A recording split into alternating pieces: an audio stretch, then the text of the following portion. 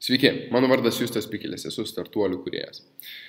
Šiuo video noriu pasidalinti savo verslo patirtimi, kurią įgijau 2015 metais. Šie metai man buvo dvipusiai. Iš vienos dalies jie buvo malonus ir edukaciniai, tačiau patyriau ir skaudžią bei brangią pamoką, kurią man suteikė viena didelė Lietuvos įmonė.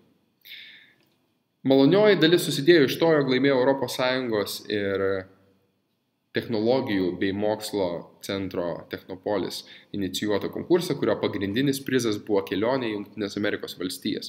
Jeigu tiksliau, stažuotė Illinois technologijų institute. Taip pat pavyko išvykti į Azijos šalis verslo kelionės. Viena iš jų buvo startuolių Azijoje sostinė, Singapūras.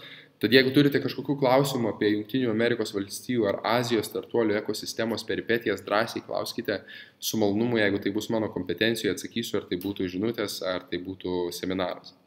Tačiau 2015 nebuvo rožiam kloti metai. Visą edukacijos džiaugsmą apkartino konfliktas su didelė Lietuvos įmonė pavadinimu uždaroji akcinė bendrovė Gera dovana.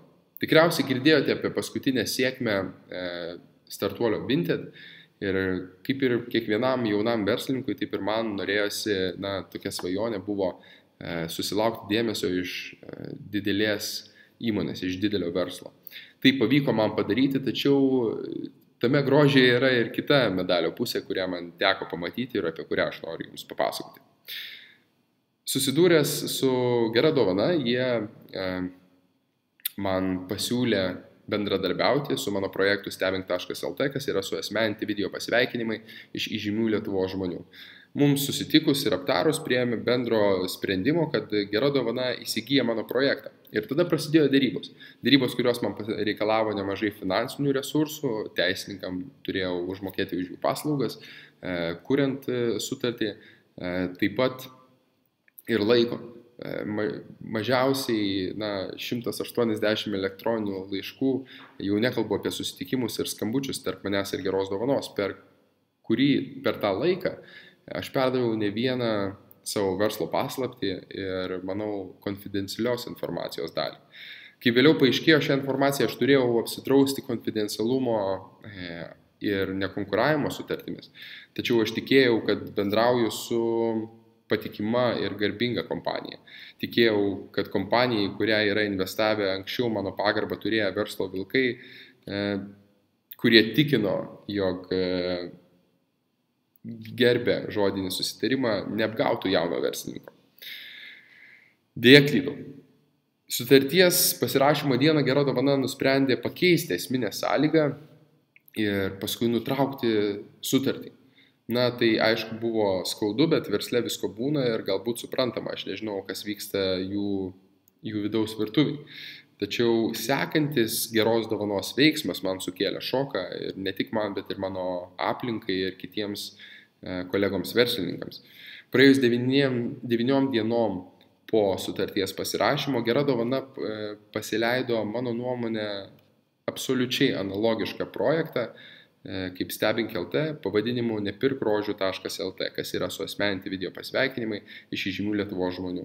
Ir mano nuomonė, jo vykdymas ir jo kūrimas buvo paremtas mano suteikta informacija, mano verslo paslaptimis, kurios buvo perduotos per dėrybas. Aš nemanau, jog tai buvo padaryta netyčia ir aš manau, jog tai yra ne tik grubus verslo etikos pažeidimas, tačiau ir civilinio kodekso nepaisymas.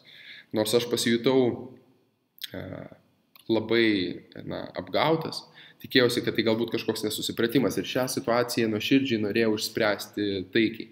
Tačiau supratau, jog Gera dovana to nenori, nes per teisininkų ir įmonės vadovų susitikimą iš manęs buvo tiesiog pasijuokta, girdėjau ir necenzūrinių žodžių, kuriuos aš galėčiau netgi traktuoti kaip grasinimą. Supratęs, kad gražiai šios situacijos neišeis išspręsti, sukandau dantis, žinodamas, kiek reikėjo išgyventi ir kiek reikės dar tai padaryti, bet nusprendžiau kovoti.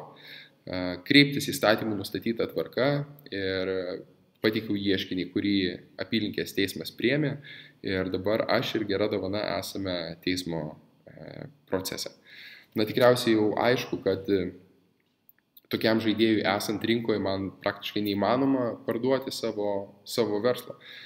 Apskritai ši situacija neturi labai daug precedentų Lietuvoje, tačiau palaikymas iš kolegų, iš kitų verslininkų man suteikė viltį ir suteikė noro toliau kovoti.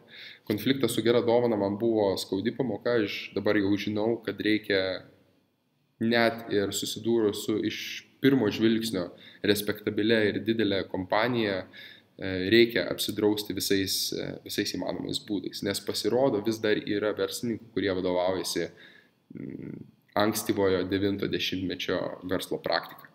Apie tai aš ir norėjau perspėti. Tai labai dėkoju, kad turėjote kantrybės manęs klausyti.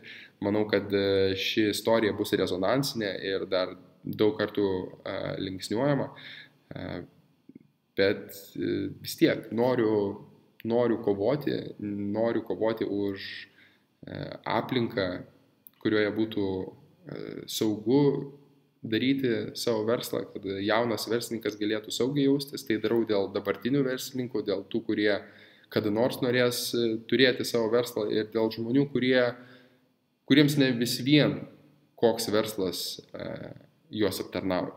Ir tai suvokdamas aš tiesiog suprantu, kad negaliu pasiduoti. Tad dar kartą labai dėkoju Jums už Jūsų dėmesį ir iki.